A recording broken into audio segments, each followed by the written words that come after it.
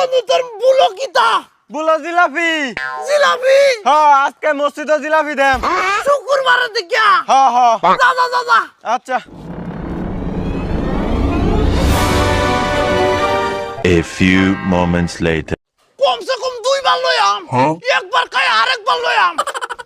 এটা কেডা রে এ বন্ধু হারুন আহ একটু এর লসেন আমি একটু তালাটা লাগাই চালাটা লাগাবে হ্যাঁ। চালা লাগাবে না নামাজ পড়ন লাগবো আমিও মসজিদে যাইয়াম